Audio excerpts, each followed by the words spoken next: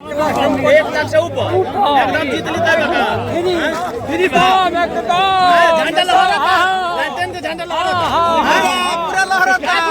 पूरा लहराता झंडा। तीसरा बार हाँ हैट्रिक शाहपुर जनता चुन चुकी है। शाहपुर की जनता के कहीं पुकार है कि हम लोग राहुल तिवारी को फिर से तीसरी बार देखना चाहते हैं। क्या कुछ कहिएगा आज आए हुए नामांकन में क्या लग रहा है? क्या लग रहा है शाहपुर? जीत हो रहा देख नहीं रहे इतना जो समर्थक इतना आज नामांकन हुआ, एक ऐतिहासिक भीड़ जुटने के लिए मिल रही है, क्या कुछ कहेगा? अब यहाँ के जनता का अपार समर्थन है, लोगों का प्यार है। जो हम लोग 10 साल में काम किए हैं, सुख में लोग का साथ दिए हैं, वो जन समर्थन आपको दिख रहा है। आदरणीय लालू प्रसाद जी के प्रति जो वफादार जन समर्थन है वो भी दिख रहा है, तेजस्वी जी के भी प्रति दिख रहा है।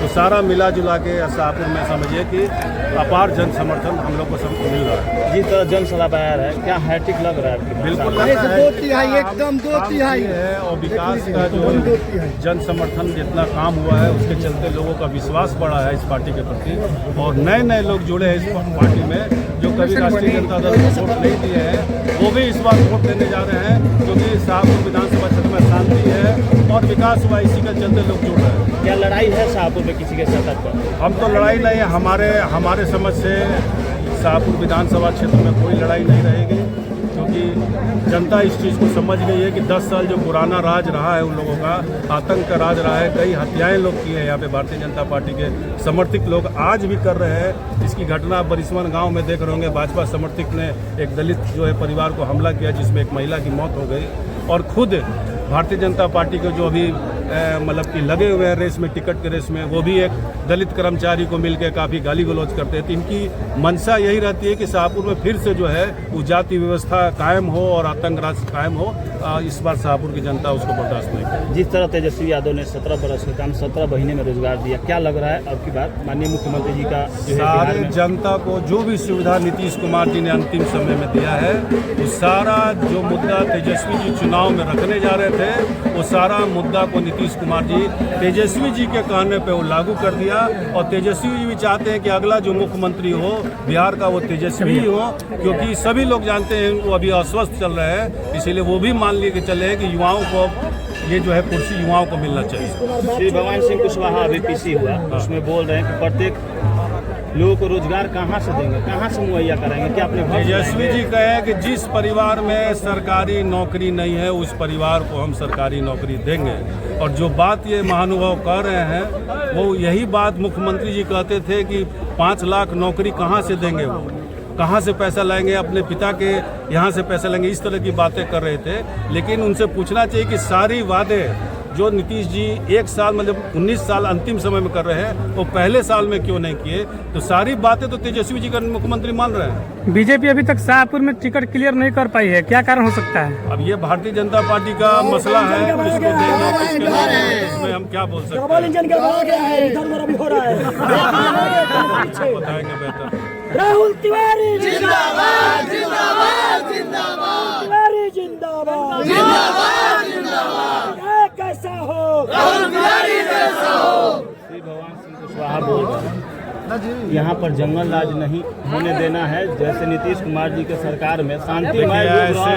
ऐसे नेताओं के बारे में क्या टिप्पणी किया जाए जो जंगल राज की बात करते हैं और राष्ट्रीय जनता दल से संसदीय चुनाव यहाँ आरा से लड़ते हैं। जब नीतीश कुमार जी को धक्का मारा जाता है भारतीय जनता पार्टी में, उसी जंगल राज के जो टिप्पणी करते हैं जिस नेता पे, उसी से जाके नतमस्तक होते सरकार बनाते हैं। तो जंगल राज करना एकदम बेईमानी है। ललन सिंह जो जदयू में सेकंड नेता है, लालू जी के पक्ष में कई बयान दे चुके हैं जब इन साथ में थे, तो ये बेकार की बातें हैं। लालू जी ने एक सामाजिक क्रांति लाए थे, जो इसमें गरीब गुरबा को ताकत मिली थी मत यूज़ करने का, मत इस्तेमाल करने का, उनका मुकाबला आज भी लोग नहीं कर पा रहे हैं। क्योंकि प्रधानमंत्री जी और नीतीश कुमार जी का सिर्फ एक ही बात है, अपनी विकास को बात नहीं करके लालू जी की ये बात उठाते हैं। तो इससे लगता है कि हमारे लालू जी से सारे लोग घबराए हुए हैं। चुनाव से ठीक पहले लालू परिवार पे सुप्रीम कोर्ट के तरफ से एक इसमें जबरदस्ती तेजस्वी जी को फंसाया गया है। तेजस्वी जी बच्चे हैं, रेल मंत्री भी नहीं थे।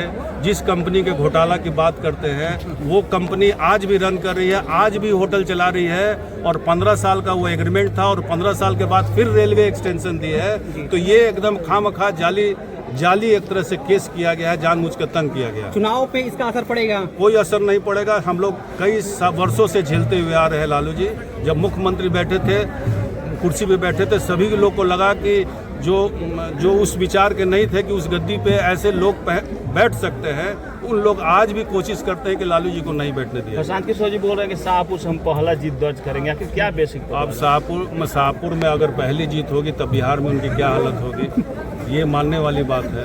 इसमें हम कुछ कह नहीं सकते। आज ऐलान किए हैं कि हम चुनाव नहीं लड़ेंगे, और ठीक है, उनको कोई जगह नहीं मिला, कोई सीट नहीं मिला। पहले बोले कि हम अपने जन्मस्थली पे लड़ेंगे, वहाँ नहीं लड़े। फिर कहे कि कर्म जहाँ हम काम किए हैं कर्म भूमि है वहाँ नहीं लड़े। तो उनको पूरे बिहार भर में नहीं दिखा कि कौन सी सीट। क्या लग रहा है जन स्वराज कुछ वोट डैमेज नहीं कर रहा है? अब ये चुनाव के काउंटिंग के बाद पता चलेगा, इस पे हम कोई टिप्पणी नहीं कर सकते। जनता को क्या संदेश देंगे? जनता को संदेश देना है कि आतंक रूज को जिस तरह आप लोग ने 2 बार खत्म किया, तीसरी बार भी भारतीय जनता पार्टी का जो पिछला पूरा इतिहास, पूर्व इतिहास को देखते हुए आगे भी लालटेन पे विश्वास करें। बहुत बहुत धन्यवाद।